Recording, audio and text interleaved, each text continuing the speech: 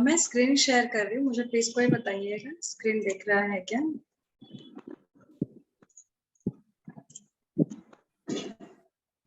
Screen is visible? Share हो रही है। ओके ओके ओके, अच्छा, 1 मिनट।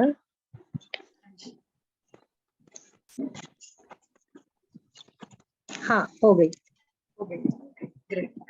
सो आज हम जो श्लोक्स लेने वाले हैं उसमें काफी नए श्लोक्स भी होंगे और आज 3 से ज्यादा होंगे, क्योंकि अभी हम जो राम रक्षा के बहुत करीब आ चुके हैं कि वो खत्म हो जाए। हो सकता है कि 1, 2 या हमारे 3 और क्लास हो। ठीक है, सो अभी हम शुरू करते हैं। श्री गणेशाय नमः। ओम अस्य श्री राम रक्षा स्तोत्र मंत्रस्य बुध कौशिक ऋषि श्री सीता रामचंद्रो देवता अनुष्ठुप छंदः सीता शक्ति श्रीमद् हनुमान कीलकम् श्री रामचंद्र प्रीत्यर्थे जपे विनियोगः इति ध्यानम्। आज का जो हमारा श्लोक है वो 23वां श्लोक है। ठीक है, सो आज के श्लोक में ये कहते हैं, वेदांत वेद्यो यज्ञेश पुराण पुरुषोत्तम जानकी वल्लभम श्रीमान अप्रमेय पराक्रम। अर्थात वेदांत जिनकी वजह से है, जिनको वेदों के बारे में जानना है, ऐसे है यज्ञेश, वो है पुराण पुरुषोत्तम श्री राम।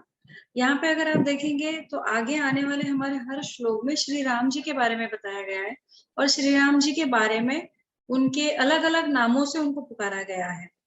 जानकी वल्लभम श्रीमान अप्रमेय पराक्रम। जानकी के पति यानी कि वल्लभ, ऐसे है श्रीमान। अप्रमेय, अप्रमेय यानी कि श्री राम जी एक ऐसे राजा है जिनके पराक्रम की कोई गणना नहीं हो सकती या गिनती नहीं की जा सकती। इस तरह के पराक्रमी राजा है श्री राम। अप्रमेय पराक्रम, जिसका कोई मापदंड मेजरमेंट नहीं हो सकता, ऐसा है श्री राम। ये कहने की कोशिश बुध कौशिक ऋषि इस पंक्ति में कर रहे हैं। हम नेक्स्ट 24वां श्लोक देखते हैं। इत्तेतानि जपन् नित्यं मद्भक्त श्रद्धयान्वित अश्वमेधाधिकं पुण्यं संप्राप्नोति न संशय। अर्थात इसी प्रकार से जो कोई मनुष्य इस राम रक्षा स्तोत्र का नित्य जाप करेंगे, मुझे भजते हुए पूरी मन लगन और श्रद्धा से पठन करेंगे, इत्तेतानि जपन् नित्यं मद्भक्त श्रद्धयान्वित, उस मनुष्य को अश्वमेध से भी प्राप्त होने वाले पुण्य फल से भी ज्यादा पुण्य फल राम रक्षा का पठन करके प्राप्त होगा। अश्वमेधाधिकम पुण्यम, अश्वमेधाधिकम पुण्य, उससे भी ज्यादा पुण्य की प्राप्ति इस राम रक्षा कवच का पठन करने से मनुष्य को होगा। संप्राप्नोति न संशय, और मेरे इस वचन से कोई भी संदेह ना करे, ये निश्चित रूप से फलदायी साबित होगा मनुष्य को, और निस्संदेह ऐसे मनुष्य को जो कि राम रक्षा का पाठ करते हैं, करते रहेंगे, वो हमेशा पुण्य की प्राप्ति कर सकते हैं। जो भी इस राम रक्षा को, हम फिर से जानने की कोशिश करते हैं, इत्तेतानि जपन् नित्यं मद्भक्त श्रद्धयान्वित अश्वमेधाधिकं पुण्यं संप्राप्नोति न संशय। अभी तक अगर आपने देखा होगा, जो भी श्लोक हमने लिए हैं, वो अभी आप जब भी पाठ करते होंगे या पठन करते होंगे, तब आप हर एक शब्द को जज करते होंगे कि जो अर्थ हमने बताया उस अर्थ को समझकर जब आप पाठ करेंगे तो आपको पाठ करने में भी आसानी होगी।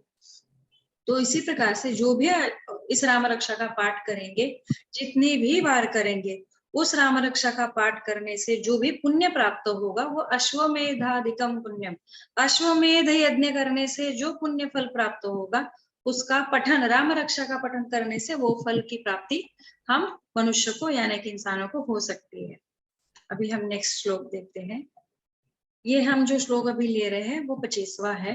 रामं दूर्वादल श्यामं पद्माक्षं पीतवाससं सुवन्ति नामभिर्दिव्यैर्न ते संसारिणो नर। राम रक्षा दुर्वादल श्यामम पद्माक्षम पीतवाससम। श्री राम जी दूर्वा दल के समान श्याम वर्णी है, कमल दल की पंखुड़िया के जैसे जिनके नेत्र है। देखिए ये शब्द और पहले भी आया था, अगर आप सभी को याद होगा। पद्माक्षम, पद्म यानी कमल, माक्षम क्षम यानी कि नेत्र, अक्षर नेत्र जो उनके कमल के पंखुड़ियों के जैसे है, और पीतवाससम जो पीत वस्त्र परिधान किए हुए श्री राम है। ऐसे श्री राम जी को मनुष्य को स्तुति एवं ध्यान, नाम का ध्यान भी करेंगे अथवा नाम जाप भी करेंगे तो श्री एवं पुरुष इस संसार के जन्म और मरण बंधन से मुक्त हो सकते। स्तुवन्ते नामभिर्दिव्यै न ते संसारिणो नर। राम दुर्वादल श्यामं पद्माक्षं पीतवाससं स्तुवन्ते नामभिर्दिव्यै न ते संसारिणो नर। जो भी रामलला का, राम जी का नामस्मरण करेगा या उनकी राम रक्षा का जाप करेगा, वह व्यक्ति स्त्री हो या पुरुष, वो इस संसार में जो जन्म और मरण से मुक्त बंधन में होता है उससे मुक्त हो जाएंगे। ऐसा बुध कौशिक ऋषि इस श्लोक में कहने की कोशिश कर रहे हैं। नेक्स्ट श्लोक हम देखते हैं। राम लक्ष्मण पूर्वजं रघुवरं सीतापतिं सुंदरं काकुत्सं करुणार्णवं गुणनिधिं विप्रं प्रियं धार्मिकं राजेन्द्रं सत्यसंघं दशरथतनयं श्यामलं शान्तमूर्तिं वन्दे लोकाभिरामं रघुकुलतिलकं राघवं रावणारिम्। अर्थात श्री राम और लक्ष्मण और रघुकुल के पूर्वजम यानी रघुकुल में अभी तक जितने भी कुल होके गए, जितने भी राजा हो गए, वो सभी, उस सभी में रघुकुल के सर्वश्रेष्ठ है श्री राम। रामम लक्ष्मण पूर्वजम रघुवरम सीतापतिम सुंदरम। सीता माता के जो पति है वो अति सुंदर है। ऐसे ही काकुत्स करुणार्णवं गुणनिधिं विप्रं प्रियं धार्मिकं। ऐसे ही ककुत्स कुल के करुणा सागर, करुणार्णव, गुणनिधि, सर्वगुण संपन्न ब्राह्मण जो कि विप्र। देखिए यहाँ पे ब्राह्मण इस शब्द को, जब विप्र ये शब्द लिया गया है तो हमारे जो हिंदू धर्म में 4 वर्ण हुआ करते थे, तो ब्राह्मण वर्ण इसलिए यहाँ पे अभिप्रेत किया होगा बुध कौशिक ऋषि जी ने कि ब्राह्मण यानी जो सर्वश्रेष्ठ शिक्षित यानी जो भी एजुकेटेड है वो व्यक्ति उनको अति प्रिय है। जो भी अशिक्षित होगा वो श्री राम जी को प्रिय नहीं होगा। जो शिक्षित होगा, जो अपने ज्ञान सागर को अति शिक्षण से परिप्रेत या पूर्ण करेगा, वह व्यक्ति श्री राम जी को प्रिय होगा। ये कहने की कोशिश बुध कौशिक कर रहे हैं। ब्राह्मण ये कोई जाति या जाति व्यवस्था से यहाँ पे उसको प्रस्तापित नहीं किया है। विप्र यानी कि जो शिक्षित है, जो हमेशा शिक्षित रहते हैं, जो हमेशा शिक्षण कंप्लीट या पूर्ण किए होते हैं, वैसे विप्रजन श्री राम जी को प्रिय होते हैं। वह काकुत्स करुणार्णवं गुणनिधिं विप्रं प्रियं धार्मिकं। और जो धार्मिक है, जो श्री राम जी स्वयं बहुत अति धार्मिक थे, और जो अति धार्मिक आचरण करते हैं, अति धार्मिक भाव रखते हैं, वैसे मनुष्य, वैसे व्यक्ति श्री राम जी को बहुत प्रसन्न या प्रिय होते हैं। राजेन्द्रं सत्यसंघं दशरथतनयं श्यामलं शान्तमूर्तिं वन्दे लोकाभिरामं रघुकुलतिलकं राघवं रावणारिम्। अर्थात राजेंद्रम यानी राजाओं में जो श्रेष्ठ है, सर्वश्रेष्ठ है।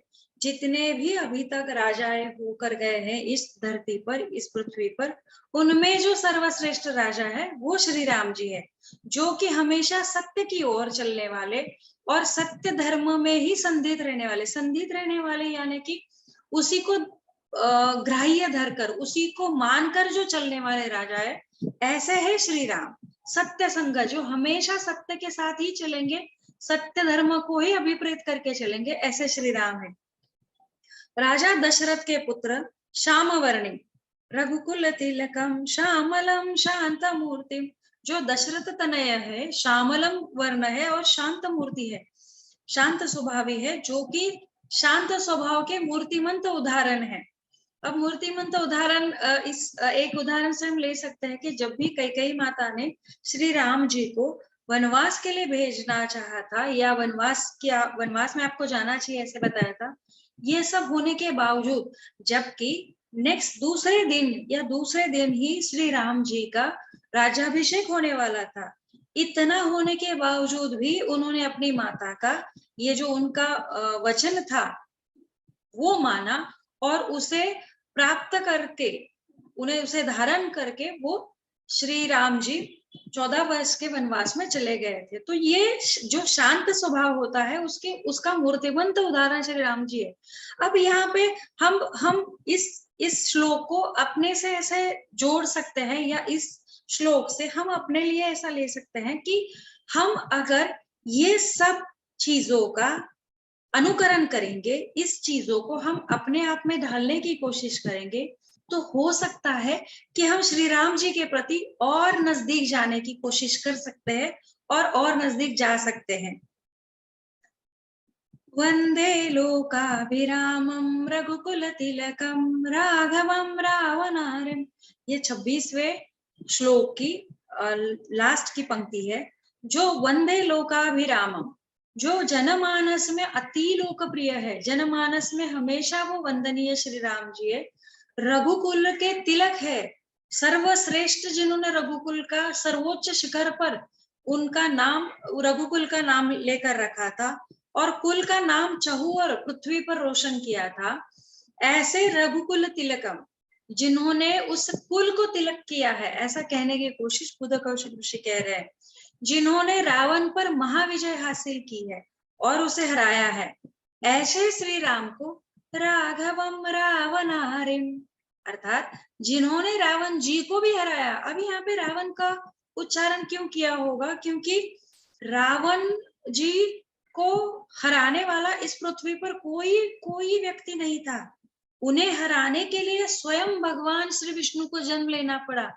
इतने सर्वश्रेष्ठ थे श्री रावण, परंतु उनकी नीतिमत्ता में दोष होने के कारण राक्षस कुल में होते हुए भी उन्होंने काफी सारे, अगर आप सभी को ज्ञात होगा तो शिव तांडव उन्हीं का लिखा हुआ है, काफी सारे स्तोत्र उन्होंने लिखे हैं, काफी सारे, वो काफी